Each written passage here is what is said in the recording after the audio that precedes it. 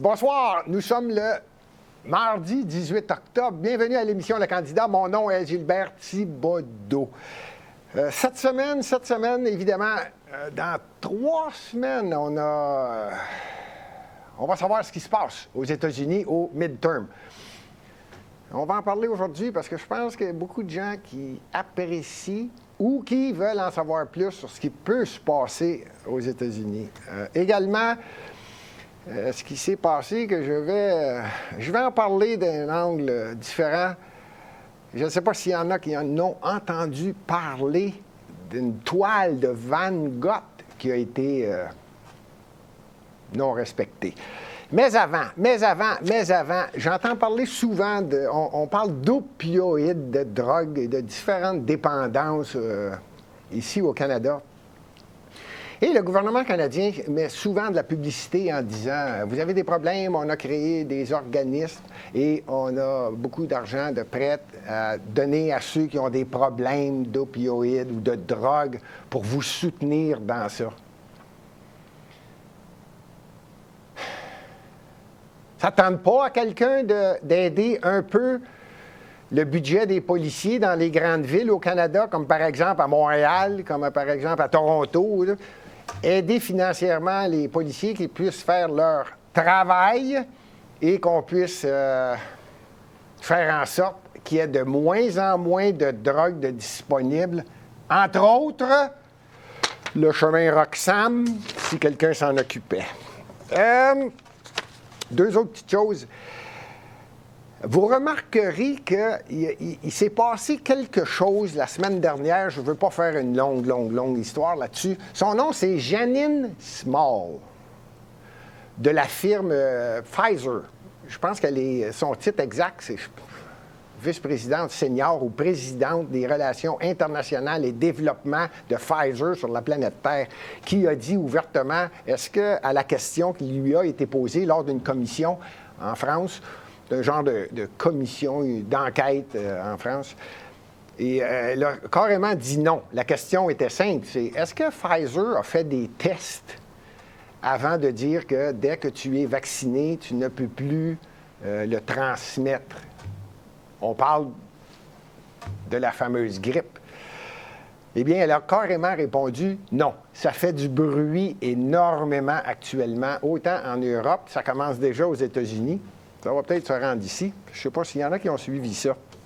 Mais sur différents réseaux sociaux, on peut voir exactement la fameuse question posée et la réponse de Mme Janine. Ici au Québec, déjà, je dis, c'est pas arrivé ici au Québec, mais il y en a un qui a été rapide et déjà, il a été invité dans un autre réseau subventionné au Québec. Amir Kadir, le chef du Parti Québec solidaire, l'ex-chef du Parti qui devient quelquefois un invité. Moi, j'appelle ça des médecins de plateau. Il se fait inviter et il parle exactement comme il doit parler. C'est un microbiologiste en passant. Sauf que cette fois-ci, pour ceux, encore une fois, qui écoutent un peu sur différents réseaux sociaux, on a un clip qui dit exactement ce que Amir... Disons que, pour résumer ça, parce que je ne veux pas passer la soirée sur ce sujet-là, lui aussi est en train de changer son fusil d'épaule.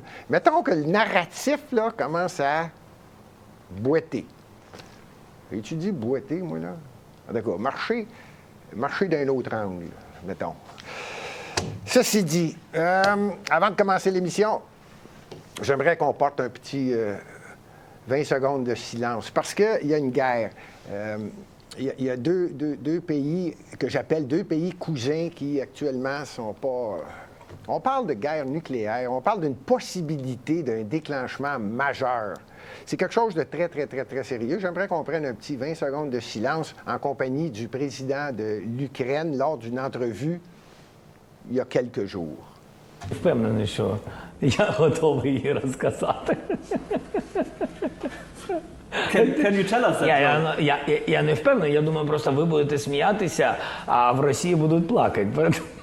Я не впевнений, що це к місту. You can tell us. Це називається чорний гумор. Disons que je suis étonné. Là. On est dans la même semaine où le pont qui va vers la Crimée a explosé.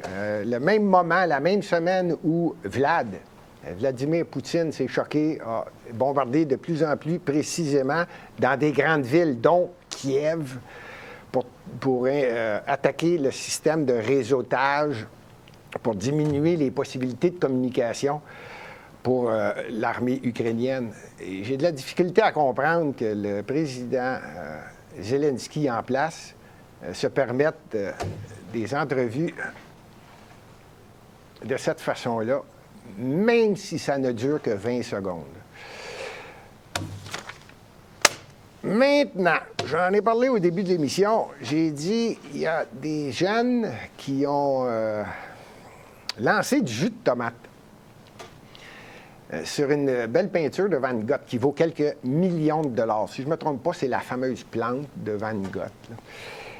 Et je me suis posé tout de suite la question, puis il y a des gens qui me l'ont posé aussi. Gilbert, qui finance ça? Comment est-ce qu'ils ont réussi à faire ça? Alors, j'ai vérifié que différentes situations qui se sont passées.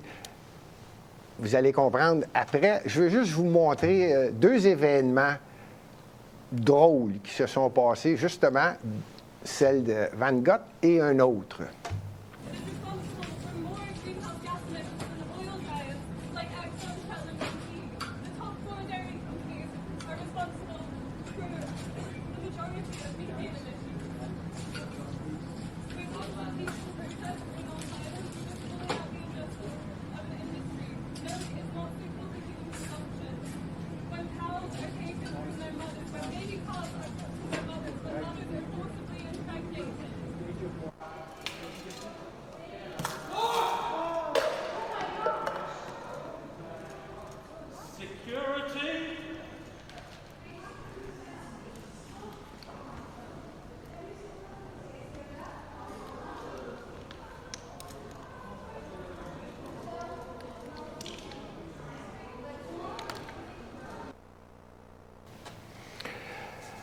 Ce que vous venez de voir, en deuxième lieu, c'est un regroupement, un petit groupe ou des jeunes qui s'appelle Just Stop Oil. Vous comprenez que ce n'est pas la première fois qu'ils font une intervention publique de ce qu'on appelle un coup d'éclat. Pas la première fois. On s'entend sur ça, ça paraît. Mais là, je me suis posé la question, j'ai dit, hop, l'autre, j'ai vérifié pour savoir qui est en arrière de ça. Et vous avez vu le vidéo, là? Personnellement, moi, j'aime ça, boire du lait. Et là, je ne comprenais pas, j'ai dit, pourquoi est-ce qu'ils jettent le lait? Ça, c'est un autre groupe financé par la même fondation, dont je vais vous nommer le nom tout à l'heure. Et eux décident que boire du lait, ce n'est pas bien parce qu'il faut faire attention aux animaux. C'est pas bien. C'est pas bien de boire du lait. Il faut boire ce qui provient des plantes. Bon. Chacun son opinion. Et ils sont financés par Climate Emergency Fund. CEF. La firme est établie, la fondation est établie à Los Angeles. La directrice de la Climate Emergency Fund, c'est Margaret Klein Salomon. Eux, et ça, j'ai trouvé ça étonnant qu'on n'en entende pas parler ou qu'il n'y ait pas de coup d'éclat. Parce que ça existe depuis 2019. Ça a été créé, en passant, coïncidence, ceux qui connaissent un peu le système aux États-Unis, ça a été créé dans le Delaware, aux États-Unis. Je pense que tout le monde comprend que beaucoup de firmes sont créées dans le Delaware. Et ça a été créé en juin 2019. Le but étant vous n'avez, j'apprends rien à personne, tout le monde parle de changement climatique. En fait, c'était réchauffement, là, c'est rendu changement climatique. Tout le monde comprend le principe que là, il faut faire attention à la planète. Et ça a été créé dans ce mouvement-là en 2019. Je parle de Climate Emergency Fund. Et le but il ne se cache pas de ça. Quand je dis elle ne se cache pas de ça, Margaret Klein-Salomon, qui est la directrice générale, de vouloir faire des coups d'éclat de façon à influencer la planète Terre. D'ailleurs, ils ne sont pas juste aux États-Unis, ils sont également au Royaume-Uni, vous comprenez, là, un peu partout en Europe. Et ils font des coups d'éclat pour influencer. C'est le but. Puis là, je me suis posé la question, je dis, ouais, mais qui finance? Qui finance? Parce que Just Stop Oil n'est qu'un des organismes. Il y en a d'autres. J'en ai pris en note la Fondation communautaire marin, la Earth Sense Foundation, la... Aïe. Attendez une minute. Attendez. Extinction Rebellion, Scientist Rebellion, Insulet Britain, en tout cas, un paquet qui se font financer par la CEF. Ça vous étonne? Moi aussi, ça m'a étonné. Là, j'ai vérifié, j'ai dit, OK, ils financent, puis le but, c'est quoi? Mais je vais vous donner la réponse de la présidente. La présidente a carrément dit que le CEF, Climate Emergency Funds, existe pour financer les protestations et les perturbations volontaires partout et garantissent aux gens qui font ces protestations et perturbations de ne pas donner leur nom et ils dissimuleront leur identité. C'est beau, hein? C'est clairement le but de CEF, c'est de créer des coups d'éclat de façon à influencer les gens à penser environnement. Peut-être que le geste est noble, peut-être pas. Je pense que c'est la façon qui, moi, je me suis posé la question. Puis là, j'ai dit, coudonc! Il dit, comment ça marche? Ils donnent de l'argent comme ça. Eh bien oui, ça varie entre 50 000 et 100 000 Toute personne qui approche la CEF, Climate Emergency Fund, qui arrive avec un projet pour créer un coup d'éclat, moi, j'appelle ça causer des problèmes ou faire en sorte de... Je ne le sais pas. Là. Lancer du jus de tomate là, sur le tableau de Van Gogh, je la trouvais... Celle-là, je ne l'ai pas compris. Mais ils reçoivent du financement de la CEF parce que le projet semblait brillant. Je ne sais pas.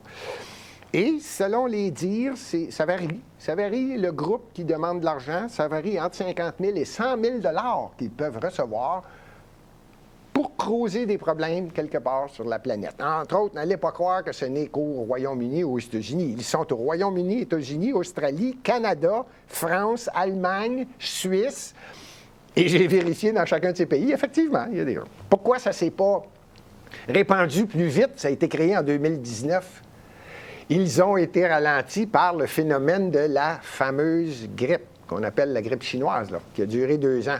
Ça a été créé en 2019 et ça ne devait jamais arrêter depuis 2019. Et là, est arrivé un autre problème. C'est pour ça qu'on n'en a pas entendu parler et qu'ils ont été moins actifs au cours des 2 dernières années. Je prétends et je prévois que là, ils vont se remettre au travail. Je suppose. Tenez-vous bien, je suis monté un petit peu plus haut. La CEF, Climate Emergency Fund, c'est une fondation qui finance des gens pour faire ce que je viens d'expliquer. Maintenant, qui finance la Climate Emergency Fund? Là, on peut monter d'une coche. Et c'est ce que je disais tout à l'heure. La Fondation communautaire marin qui finance et qui est financée également par d'autres. Et là, on tombe dans la coche des grosses fondations. La Fondation Earth Sense, même chose. La Fondation Schwab. Je n'ai pas besoin de vous dire qu'il y a des noms. Si je vous disais juste la Fondation Soros, la Fondation Melinda Bill Gates, la Fondation... Il y en a énormément de fondations qui aident différents groupes de plus bas niveau à faire des coups d'éclat. Ça m'a étonné, ça. Je pensais, moi, que Climate Fund, c'était déjà assez haut. Non. Tu as des fondations qui financent ces fondations-là pour qu'on perde qui est au-dessus de toutes ces choses-là. J'en revenais pas. Qui d'autre finance CEF? Je suis allé un petit peu plus loin. Celle-là, je l'ai trouvée drôle. Et également, Just Stop Oil, que j'oublie, là, qu'on a vu tout à l'heure. Eileen Getty, l'héritière, la deuxième héritière de la fameuse famille Getty qui était dans le pétrole, finance les coups d'éclat. Un autre qui m'a impressionné, Adam McKay. Pour ceux qui ne le connaissent pas, tout le monde a entendu parler, peut-être pas vu le film, mais a entendu parler du film Don't Look Up. Je ne sais pas s'il y en a qui en ont entendu parler. Ça, c'est le producteur du film. Lui, il a donné 4 millions de dollars à la CEF, qui, elle, donne de l'argent à coût de 50 000 à des jeunes pour faire des coups d'éclat. Ça vous donne une idée. Puis là, je ne voulais pas aller loin, c'est parce que je me disais, j'aime ça en savoir plus, moi, quand j'ai vu ça, du jus de tomate. Du jus de tomate! Du jus de tomate! Puis en plus, ils font de la publicité pour Heinz. Il aurait pu prendre un no-name. Bon, je voulais juste vous dire que, oui, c'est beaucoup, beaucoup de fondations qui financent énormément de nouveaux jeunes qui veulent faire des coups d'éclat sur différents sujets. Celui-là, c'était évidemment, vous avez compris qu'on parle de changement climatique. Maintenant, le sujet d'aujourd'hui, le sujet principal, je vous le dis tout de suite, on va y aller, ce ne sera pas long. Le midterm aux États-Unis, il y a des informations qui rentrent et je me suis permis, et je me permets souvent de faire mes prédictions. Et il y a des différentes choses qui sont en train de prendre place. Je vais en parler un petit peu plus tard, mais juste avant, j'adore suivre les campagnes électorales. J'ai suivi celle de l'Italie. Je ne sais pas s'il y en a qui... celle qui a été élue, en fait, a été élue grâce à ces 3 partis politiques qui se sont mis ensemble. C'est elle. C'est un genre de coalition en Italie. Et c'est Giorgia Meloni. Puis là, moi, je me suis dit, comment ça se fait que la plupart des médias... En fait, l'Union européenne, la grosse commission de l'Union européenne, là, qui fait en sorte qu'il y a 27 pays ensemble, puis là, ils sont obligés de tout le monde s'entendre, puis c'est l'Union européenne qui décide de tout. Pas sûr que tout le monde est d'accord avec ça. D'ailleurs, c'est confirmé, là, la Hongrie commence à être tannée, la Suède commence à le démontrer, l'Italie, bon, elle, je l'ai suivie, puis là, je me dis, comment ça se fait que le prix du pétrole en Italie n'est pas élevé comme celui... Quand je dis pétrole, là, on parle du gaz et les pétrolières. Comment ça se fait que l'Italie est moins affectée? Oh, une bonne question. Ça fait 7 mois, à peu près, on s'entend que le conflit est arrivé en Ukraine, qu'on appelle que la Russie est allée faire un tour dans la maison en Ukraine, chez ses voisins. Bon, il n'ose pas dire ça. Vladimir Poutine n'ose pas dire que c'est une guerre. Lui, on est allé voir dans la maison ce qui se passe. La chicane était poignée depuis 2014. Kiev attaquait tout le côté est, le Donbass. Puis là, on parle de 15-20 000 morts. Là, puis en tout cas, lui, il a décidé de rentrer dans la maison du voisin, puis aller voir ce qui se passe, puis régler le problème. Bon, à partir de ce moment-là, l'Allemagne, là, il faut s'entendre, l'Allemagne pas vivait, mais était dépendante du gaz, évidemment. Tout le monde comprend qu'il y avait le pipeline qui passait dans la Baltique pour être encore plus direct avec la Russie. Puis c'est presque 40 % de ce qui rentrait de gaz en Allemagne. Bon. Et après vérification, c'est pas mal toute l'Union européenne qui était avec la Russie en fonction de ce fameux pipeline. Parce qu'on s'entend que l'Union européenne, là, on ne prendra pas 28 chemins. Il y a toujours quelqu'un qui mène quelque part, dans n'importe quoi. À mon avis, c'est l'Allemagne. Puis l'Allemagne a un gros mot à dire à l'intérieur de l'Union européenne. Le seul problème, c'est que là, tu n'as rien qu'un fournisseur qui fournit pour tout le monde. L'hiver s'en vient, puis il commence à faire froid. Je ne referai pas l'histoire, mais tout le monde est au courant de ce qui est en train de se passer, puis tout le monde se plaint. Sauf que il y a eu des élections en Italie, et avant que tout le ménage se fasse, que Vlad, ils disent on va aller faire un ménage en bas, en Italie, rappelez-vous de ce nom-là, Claudio Descasi il y a 7 mois, c'est à peu près le début de ça, l'Italie avait déjà prévu si ça va pas bien, il va falloir qu'on protège nos arrières puis essayer de se trouver d'autres fournisseurs de gaz. Vous allez me dire, ben voyons donc, c'est sûr, tout le monde a pensé à ça.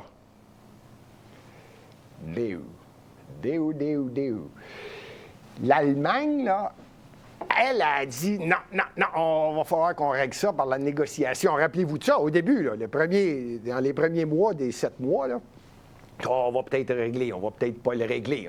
Il faut négocier. Et là, tenez-vous bien, la Turquie, c'est la Turquie. La France, oubliez ça, la France n'est pas là. Macron, oubliez ça. Poutine, il l'a reçu. Je pense que la table était un demi-mille de long, tu sais. Puis Macron était assis à l'autre bout de la table, puis Poutine, tu sais, là, hier. Très mauvais négociateur, ça, c'est clair.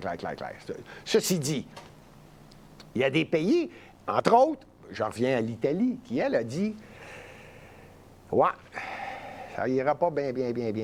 Fait que, je répète son nom, Claudio Descasi. Lui,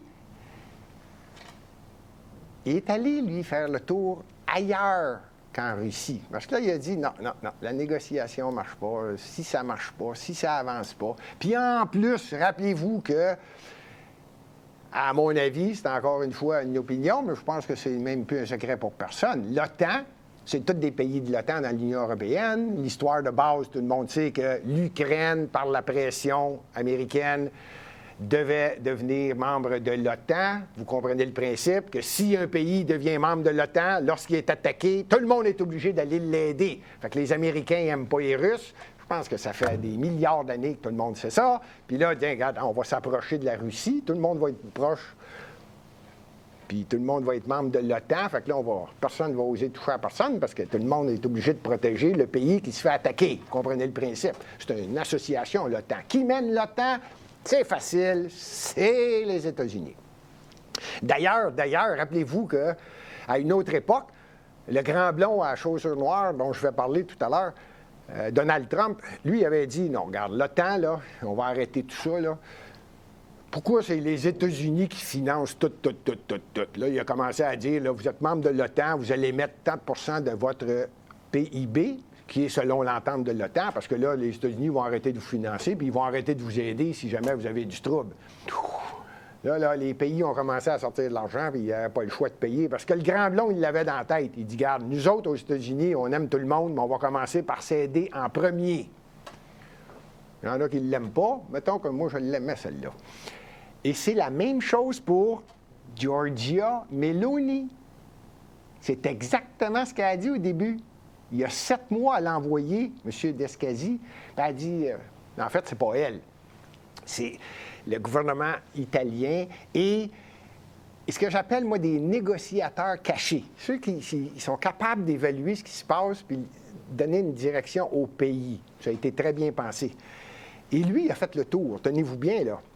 L'Angola, République démocratique du Congo, l'Algérie, le Qatar, pour ne nommer rien que ceux-là, je pourrais continuer, là, l'Égypte, l'Azerbaïdjan, ou quelque chose du genre,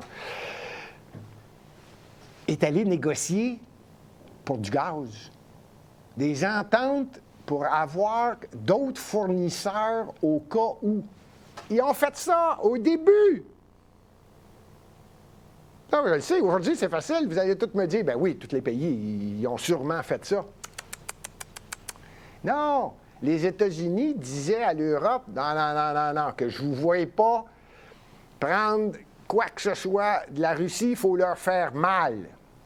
Fait que là, les autres étaient juste concentrés sur ça. Il n'y a pas un sacrifice, ou presque, en tout respect, sauf l'Italie, si j'ai bien compris, qui s'est mis à négocier, à aller vérifier si on pouvait avoir des fournisseurs dès maintenant, et surtout les contrats en full fonction complète, début 2023. Là. C'est comme dans un mois. Là, il y a 7 mois qu'ils ont fait ça. J'essaie pas de tourner en rond, j'essaie de vous faire comprendre que là, il vient de se passer quelque chose. Là. Un autre petit coup. Moi, j'appelle ça l'Union européenne, là, c'est comme un nid d'abeilles. Tu sais, là, tout le monde est dans le nid, puis tout va bien. Là, il y a quelqu'un qui a donné un coup de pied. Je ne sais pas s'il vient de l'intérieur, le coup de pied, ou de l'extérieur. Mais il y a quelqu'un qui a donné un coup de pied dans le nid d'abeilles. Puis là, moi, l'Union européenne, pas sûr que c'est bien, parce qu'il y a différents pays, comme je disais tout à l'heure, qui commencent à dire, regarde. Nous autres, là, on va écouter ce qui se passe au-dessus de nous autres par un groupe qui appelle l'Union européenne, une commission, appelez ça comme vous voulez, là. Nous autres, on est élus dans notre pays par notre population. Puis là, il y a quelqu'un en haut là, qui est convaincu qu'au Portugal, en Espagne, en Italie, en Allemagne, en France, on pense tout pareil. Il y en a qui se choquent. Pas comme moi. Moi, non, j'ai pas d'affaire à me choquer. Moi, je suis Canadien. Mais là-bas, pas sûr. Tout ça pour dire que Giorgia Meloni, pas elle, mais l'Italie, c'est elle qui est maintenant présidente. Que ça fasse l'affaire ou non, en passant de la présidente de la commission, qui a déjà dit, puis à voix non voilée, là, claire.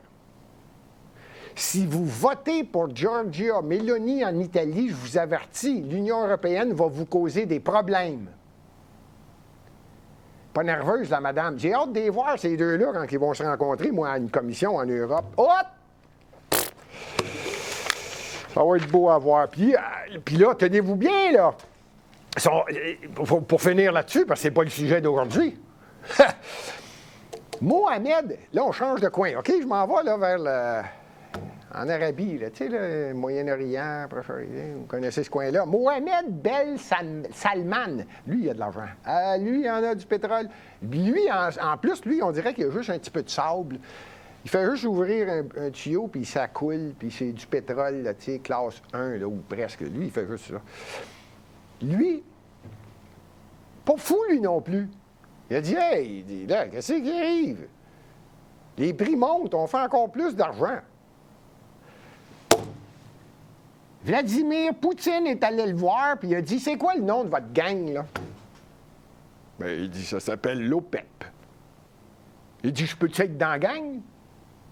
Fait que Salman, Mohamed Ben Salman, il a dit, OK, on va appeler ça OPEP+, mais ça va nous donner quoi? Fait que Vlad, il a répondu, il dit, moi, je fais j'en ai du gaz. Ah, j'en ai. Puis en plus, moi, j'ai un gros pays, puis tout le côté est de mon pays, là, c'est pas encore développé. Puis on en a! Fait que Salman, il dit, OK, viens-t'en dans notre gang, on va appeler ça OPEP+, qu'est-ce que tu veux qu'on fasse? Bien, il dit, on diminue le nombre de barils de pétrole qu'on produit. Ça va augmenter encore plus le prix. C'est réglé, on signe ça, OPEP+, on diminue le nombre de barils sur la planète de 2 millions de barils par jour, de moins. C'est beau, hein? Elle n'est pas pire, là, Mme Giorgia Meloni, d'avoir pensé à différentes choses dans ses scénarios. Ce que je ne comprends pas, c'est que l'Allemagne ne l'a pas vu venir, qui est énorme, l'Allemagne, que la France ne l'a pas vu venir. Puis que là, l'Union européenne, je suis en train de me poser la question, tenez-vous bien, je ne l'aurais pas dit 3 semaines, 1 mois. Puis je commence à me dire, là, eux autres vont dire, là, on est obligé d'acheter notre gaz liquéfié d'ailleurs, puis les États-Unis l'imposent quasiment. Sauf que les États-Unis vendent leur gaz liquéfié 7-8 fois plus cher que ce qu'ils payaient de la Russie.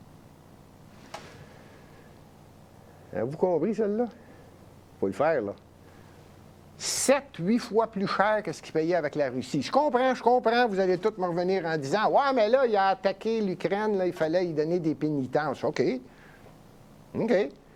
Mais toutes les pénitences qui ont été prises, là, n'ont fait qu'une seule chose. Éloigner la Russie, qui, n'oubliez pas, c'est en Europe, c'est l'Europe de l'Est, là. C'est proche en maudit, là. C'est-tu comme l'Europe, ça, là? L'Europe devrait tout le monde s'entendre. C'est vrai qu'il y en a dans la famille que c'est pas trop correct. Mais sacrifice, assis-toi à table, puis mange. Fais quelque chose, jase. Non! Faut écouter les États-Unis. Ça, c'est le petit bout que je me dis, Je pense qu'il y en a dans l'Union européenne, puis là, ça commence à être les gros pays qui commencent à en parler, qui disent non. Là, il y a quelque chose qu'on n'a pas fait correct, là. Il y a 4, 5, 6 mois, là, peut-être que c'était le temps de négocier. Pourquoi ils n'ont pas négocié? Parce que, je suis aussi bien de nommer le nom, l'administration de Joe Biden aux États-Unis a dit non, négociez pas. On va vous fournir des armements. Vous avez tout compris. On va vous fournir des armes. Puis on vous le dit, là, l'Union européenne, chacun des pays, donnez des armes à l'Ukraine. Commencez pas à négocier, puis essayez de trouver une solution entre la Russie et l'Ukraine, qui sont deux pays frères. J'allais dire cousins, c'est plus que cousins, c'est frères, là, quand on connaît l'histoire un peu, puis ce qui s'est passé dans le passé. Les États-Unis, quand ils disent « non, il faut fournir des armes ». Pas sûr que ça va bien finir, cette histoire-là. Puis j'ai volontairement nommé le nom de la personne de l'administration qui est actuellement en place, parce que le précédent qu'on appelait... Ah! Attendez une minute. Mon petit bonhomme. Ah! Lui. Ah, lui, là, il aime ça, lui, quand je parle de lui. Là, il faut que je le tourne un peu. Bon. Hop! Il est là. Bon, lève-là. Lui, il aime ça quand je... T'es-tu content quand je parle de toi? Hein? T'es-tu content, toi? Ouais, t'aimes ça? Bon. Il va y avoir des midterms. Ça, les midterms, je l'ai déjà expliqué, et là, je suis rendu complètement à droite. Les midterms aux États-Unis, c'est à tous les 4 ans. C'est entre les élections du président. Bon, ceux qui veulent en savoir plus, l'émission de la semaine passée, je l'ai expliqué assez longtemps, ça. Donc, c'est le 8 novembre. Puis là, j'ai dit, je vais faire une prédiction. J'adore ça. J'avais dit, d'après moi, ça va finir 52-48 au Sénat et 235-200 à la Chambre des représentants. Le Congrès se divise en deux chambres. Là, j'ai dit, coudonc. J'ai même rajouté que je pense que Donald Trump va se présenter en 2024. Une chose est certaine, il fait énormément de rallyes. On appelle ça des rallyes. Il va dans différents États que j'appelle des États clés, pour essayer d'influencer, évidemment, les voteurs républicains ou ceux qui apprécient Donald Trump, n'en déplaise aux Canadiens ou certaines personnes qui écoutent l'émission. Qu'est-ce que vous voulez que je vous dise? Donald Trump a fait un travail, à mon avis, solide. Aucune guerre déclarée durant son mandat de 4 ans. Vous essayerez de voir ça. Je pense que le dernier... Eisenhower, je pense. Il faut aller loin, hein? Je pense que juste Eisenhower, pendant son mandat. Tous les autres, oubliez ça, là. Descendez, là, Obama, nommez-les, là, Obama, Reagan, Clinton, Bush, on va descendre, là. Bon, je pense que c'est le seul. Bon, tout ça pour dire qu'il a fait d'autres choses. Sauf que le Parti démocrate, qu'on appelle, c'est devenu quasiment l'extrême gauche, là, parce que là, il accuse les républicains d'extrême droite, puis il accuse les démocrates, les républicains d'extrême droite, les démocrates d'extrême gauche, quelque chose du genre, là. J'en perds mon latin. Quand je parle de la politique américaine, j'en perds mon latin. Donald Trump est encore en train de se faire accuser. Oh, lui, ça va pas bien. Mais il a la tête dure. Là, j'ai trouvé, là, lui, il se fait poursuivre. Il a toutes sortes d'accusations. Le District Attorney de New York, l'avocat général de l'État de New York, Michael Cohen, nommez-les, il y a du monde qui ne l'aime pas. Il l'amène tout en cours, le DOJ.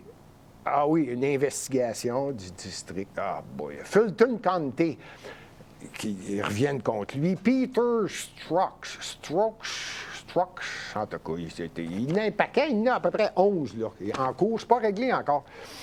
Puis lui, il lâche pas. Il a la tête dure, lui. À date, il a perdu. Je ne sais pas s'il se touche la tête, s'il touche du bois. Je ne sais pas ce qu'il fait. Mais à date, il gagne. Il passe au travers de tout, puis il fait des rallyes. Puis il est en train de ce qu'il appelle, lui, bâtir une équipe républicaine. Virgule, vraiment républicaine. Là, on peut évaluer que veut dire le mot républicain, là, mais en résumé, là, démocrate, c'est ce que je viens de dire. Démocrate, c'est beaucoup plus socialiste, communiste, puis républicain, beaucoup plus conservateur. Tu sais, là, si on veut aller aux extrêmes dans les définitions, là, Conservateur, c'est les valeurs familiales, les valeurs, une éducation sans influence. Quand je dis sans influence, bien, une éducation. Il faut que je fasse attention, là. Homme, femme. On se comprend? Bon. L'histoire. Connaître l'histoire, complètement l'histoire de son pays. Pas la changer, pas la modifier et surtout pas enlever les statues qui ont été érigées dans différentes grandes villes aux États-Unis, toutes les arracher pour enlever l'histoire. Bon, ça, c'est pas républicain, pas du tout, du tout, du tout. Bon, OK. Tout ça pour dire que je ne veux pas aller trop loin dans l'émission. Je veux juste vous dire que j'ai... Es-tu content? Hein? Oui. Bon. Que là, je suis en train d'évaluer exactement ce qui se passe dans différents endroits et qu'on appelle des États. Des États qui sont considérés comme... Si je vous disais, admettons, le Dakota du Sud. Dakota du Sud, évidemment, c'était au sud du Dakota du Nord. Hein? Celle-là était facile. Bon, Dakota du Nord, Dakota du Sud. En fait, c'est pas loin du Canada. Là. Bon, OK, faire une histoire courte, ça, c'est le mid américain. Tu sais, là, c'est pas Californie, là, c'est juste le mid. Bon. Et ça, c'est pas mal républicain. Pourquoi je dis ça? Parce que je vérifie qui est gouverneur, qui est sénateur, qui est à la Chambre des représentants au Congrès. Puis là, on peut évaluer dans l'histoire, et l'histoire le démontre pas mal, le mythe américain, c'est pas mal... je dis ça. Ça dépend. L'Indiana, pour le moment, est républicaine, évidemment, parce que c'était, vous vous rappelez, Mike Pence, c'était le vice-président de Donald Trump. Lui, il est en Indiana. Fait qu'il y a différents États comme ça, qu'on le sait, là, ça va être démocrate, comme par exemple bleu, on dit bleu, New York ou la Californie.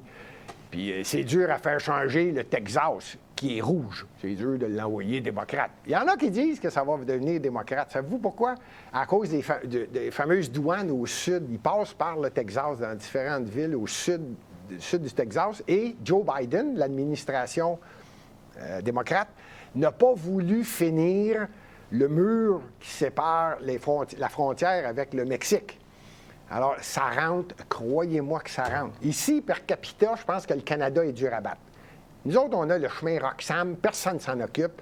Puis on sait tous, c'est un secret pour personne. Quand tu rentres illégalement, tu es illégal, OK? On va arrêter de dire que c'est irrégulier. C'est illégal. Tu n'as pas le droit. Deuxièmement, les États-Unis, c'est un pays tiers sûr.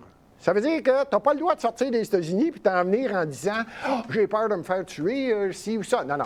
Les États-Unis et le Canada, c'est des pays tiers sûrs. Donc, tu n'as pas d'affaire à les accepter. Tu pourrais les envoyer direct chez eux, les empêcher de rentrer. Ce que les États-Unis ont fait avec le Mexique. Le Canada, personne ne le fait. Où est-ce qu'ils vont, ceux qui rentrent par le chemin Roxham? 80% viennent d'une grande ville. Il n'y en a rien qu'une au sud de... Hein? Montréal.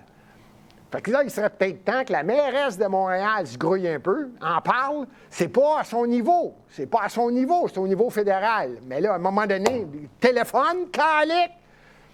Puis là, tu commences à le dire, parce qu'à Montréal, on a des problèmes.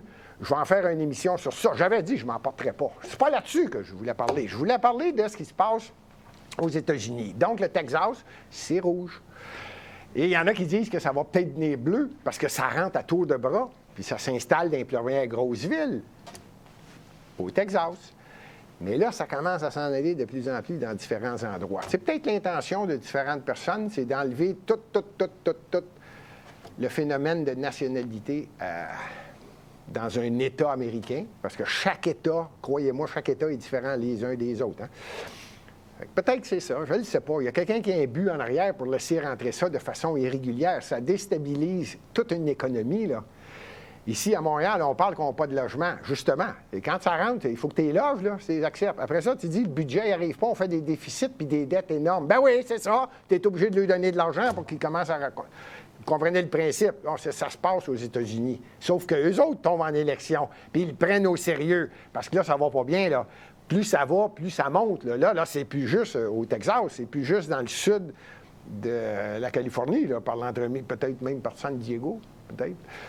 Mais là, c'est Texas, Nevada. Ça rentre dans différents endroits parce que c'est pas terminé encore, ce mur-là. Il manque quelques... Je ne veux pas me tromper, on parle de 300-400 km encore. Hey, c'est grand, la frontière entre ces deux pays-là. Tout ça pour dire que ce qui vient d'arriver m'impressionne. Je ne sais pas si vous connaissez ça un peu. J'imagine que oui. Parce que, je vous le dis tout de suite, au cours des prochaines semaines, on va parler du midterm. C'est, à mon avis, l'élection qui peut changer ce qui s'est passé au cours des 2-3 dernières années au niveau planétaire. Pourquoi je dis ça? Parce que les États-Unis, je ne m'en cacherai pas, je le dis encore, c'est une puissance mondiale. Avant, je disais que c'était la puissance. Aujourd'hui, je suis obligé de dire que c'est une des puissances. Je trouve que la Chine prend de l'ampleur. Mais c'est la puissance en armement au monde. Ça, je maintiens mon point pour le moment. Et là, ce qui vient d'arriver et ce qui va arriver au midterm peut changer un peu le cours de l'histoire. De plus, vous suivrez ce que je vous dis là.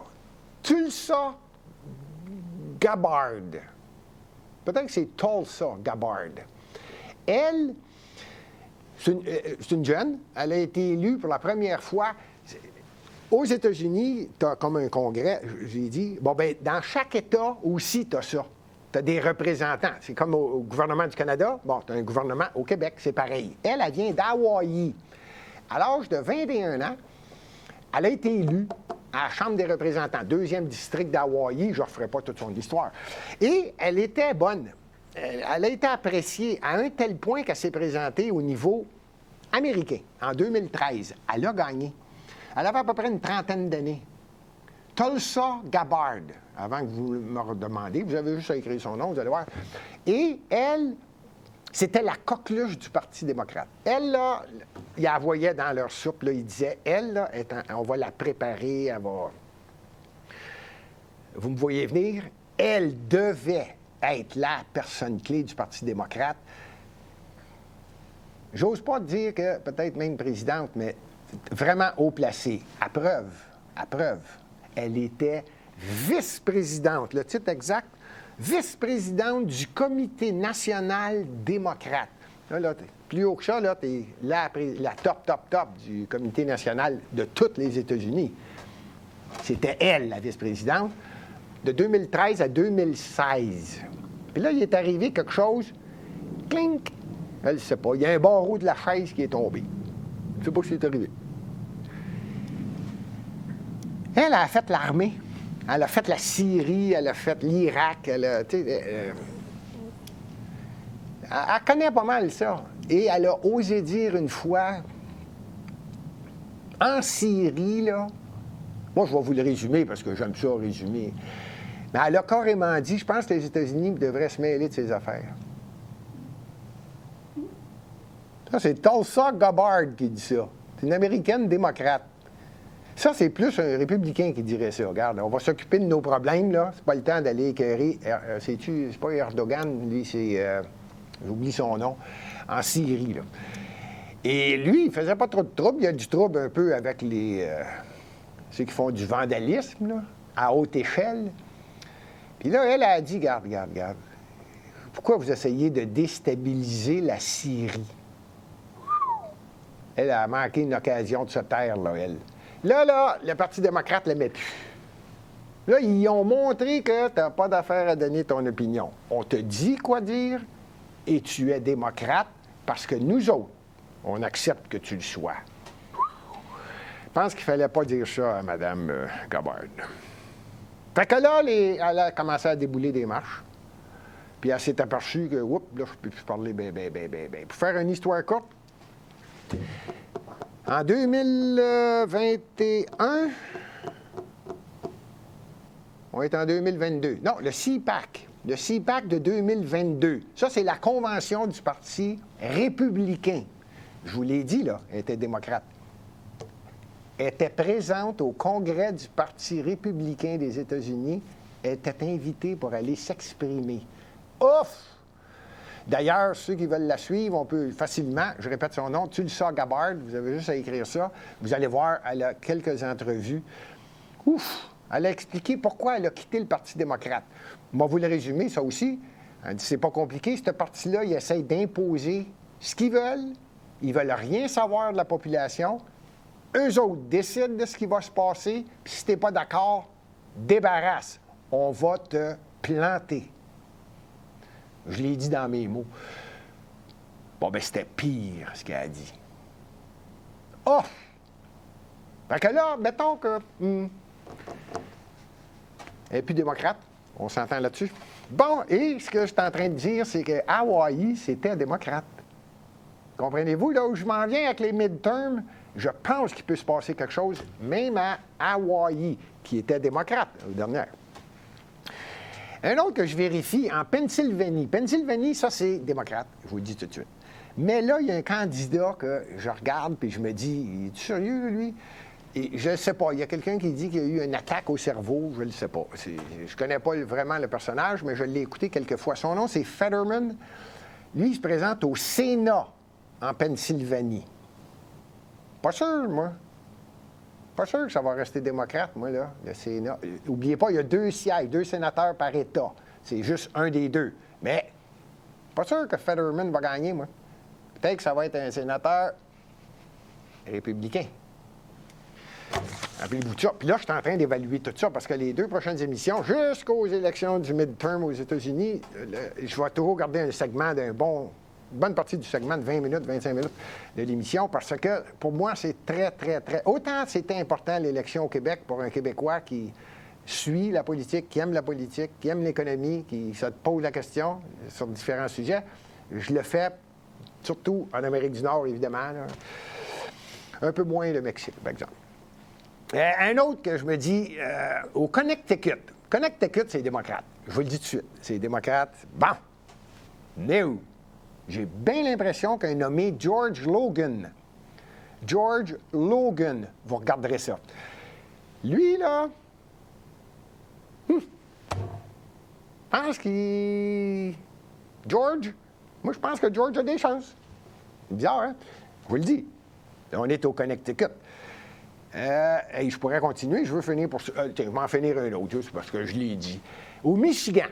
Michigan, il y a une belle bataille. Actuellement, la gouverneure, c'est une femme, gouverneure du Michigan. Michigan, ça, tout le monde s'en rappelle, les sièges sociaux de l'automobile étaient là. Detroit, Michigan, la ville qui a eu du trouble là, quand ils ont perdu GM, Chrysler, Ford, tout le monde sacrait son camp de Detroit, Michigan. Tout le monde connaît ça, cette histoire-là. Bon, ça va pas bien. Ça va pas bien. Non, ça va pas bien. La gouverneure a de la misère, la difficulté. Là, il y en a une qui se présente contre elle, républicaine, une autre, une femme, Tudor Dixon. Je trouvais drôle, moi, le prénom, Tudor. Tudor Dixon ou Tudor Dixon. T-U-D-O-R. Tudor Dixon. Je pense qu'elle... Et là, je vais tout replacer ça, faites-vous-en pas, j'en ai encore pour 2 émissions, là, à replacer ça comme il faut. Puis là, je vais vous dire si c'est-tu à la Chambre des représentants, si c'est-tu au gouverneur, si c'est-tu secrétaire d'État, si c'est-tu sénateur. Parce que sur le bulletin de vote au midterm, il y a plusieurs personnes. Et ça, c'est les personnes qui, à mon avis, pour ce qui est du... Michigan, c'est gouverneur. Mais là, je vais tout replacer ça, vous allez voir. Et même que Tulsa Gabbard, d'après moi, elle va se présenter indépendante, je pense. Elle est solide, elle, à Hawaii. Mais, ça serait tout un scénario. Là, en plus de faire en sorte que moi, j'avais prévu tant de... J'ai fait mes prédictions. En faisant ça, elle augmente les chances républicains. Parce que là, elle dit ouvertement, puis elle fait toutes les émissions de télévision pour expliquer comment ça fonctionne à l'intérieur du Parti démocrate avec Joe Biden. Oh, pas bien. Oh non, ça va pas bien. Oh, pas bien. Pendant ce temps-là, ça va. Pendant ce temps-là, celui qui, à mon avis, est en train de bâtir une équipe, peut-être pas juste lui, mais il est très, très, très actif aux États-Unis, il fait beaucoup de rallyes, c'est Donald Trump. Je persiste et signe que lui va... Donald Trump, c'est Donald Trump. Il y en a un, c'est lui, tout le monde le connaît. Ici, au Canada, on crache dessus. Tout le monde, pas tout le monde, mais les médias ne veulent pas, vraiment pas, qu'on soit... Qu'on aime notre pays, qu'on défende notre pays, qu'on aime la famille, qu'on aime l'histoire, qu'on améliore l'éducation, qu'on explique aux enfants c'est quoi l'histoire, qu'est-ce qui s'est passé. C'est pas tout à fait vers ça qu'on s'en va aujourd'hui. Disons qu'on est en train de saccager pas mal l'identité. Et le Parti républicain, c'est le parti qui actuellement essaie de replacer ça. Et croyez-moi que c'est pas évident, là. Ça fait un certain nombre d'années là, que... En fait, déjà au moins 2, avec Joe Biden. Lui, j'ai toujours l'impression, sans insulte, des fois, je me pose la question s'il sait qu'il est président. Bien, pas grave. C'est ce qu'on appelle le Deep State qui contrôle pas mal le Parti démocrate. Ce qu'on appelle le Deep State, là, je sais pas, un moment donné, je vais en parler plus longtemps, l'émission est terminée. Mais ça, c'est des fonctionnaires élus d'il y a longtemps. Des anciennes personnes qui travaillent au gouvernement, là, tu sais, puis... Les autres, là, ils ont pris un rythme, puis regarde, c'est nous autres qui mènent. Là, tu sais, là, c'est comme ça, puis c'est tout. Puis là, ils ont créé, ben là, je n'irai pas trop loin, mais je finis, là. Les woke. En tout cas, ça va loin. Ça m'a fait plaisir. La semaine prochaine, mardi, évidemment, on va parler du midterm. Et je vais essayer de toucher Montréal. Il y en a plusieurs qui me demandent, Gilbert, qu'est-ce qui se passe à Montréal? Comment ça se fait que... Pas comment ça se fait, mais... On n'a pas le Montréal qu'on avait. C'est plus ça qu'on me dit tout le temps. Et j'adore parler de Montréal beaucoup plus que les États-Unis, que le Canada, que le Québec. J'adore, je suis né à Montréal. On s'en parle la semaine prochaine. Es-tu content? Es-tu content, toi?